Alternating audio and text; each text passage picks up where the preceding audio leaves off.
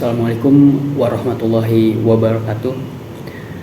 Yang saya hormati Ibu Dr. Agustina Multi Purnomo, SP, MSI. Izin memperkenalkan saya Muhammad Dodi Akbar dengan nomor induk G2410527. FISIP Sains Komunikasi kelas sore Universitas Juanda dalam mata kuliah pengantar ilmu sosiologi.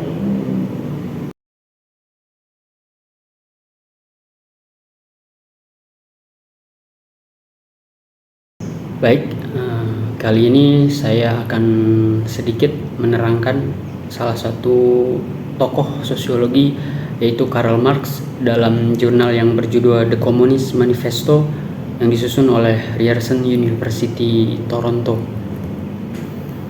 Pada masa awal sejarah, hampir ditemukan di mana-mana susunan masyarakat dari berbagai tingkatan sosial, mulai dari bangsawan dan budak, bangsawan dan rakyat jelata, tuan tanah dan pekerja kasar, penindas dan yang tertindas. Nah, kaum kelas atas ini tidak menyingkirkan pertentangan kelas. Justru mereka menciptakan kondisi penindasan baru.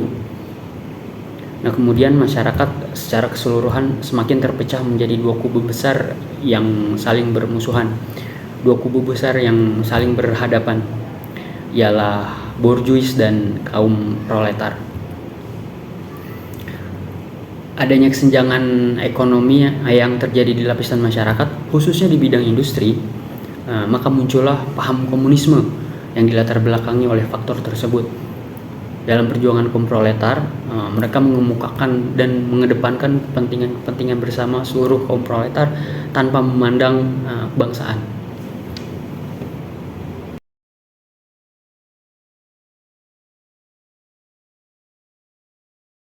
Dalam berbagai tahap perjuangan yang harus dilalui oleh kaum buruh melawan kaum borjuis, mereka selalu mewakili kepentingan gerakan secara keseluruhan.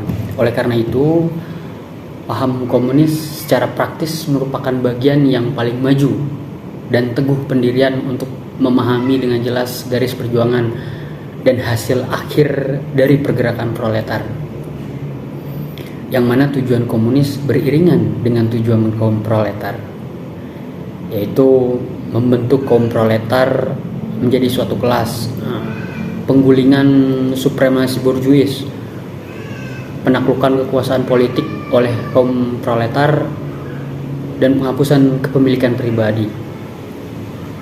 Langkah pertama atau yang utama dalam revolusi kaum proletar adalah mengangkat kaum proletar ke posisi penguasa untuk memenangkan pertempuran.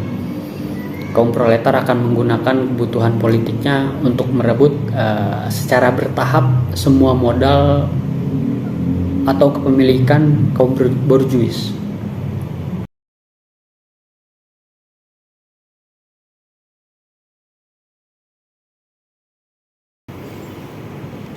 Kaum proletar dengan paham komunisnya berjuang untuk mencapai tujuan, untuk menegakkan kepentingan kelas pekerja.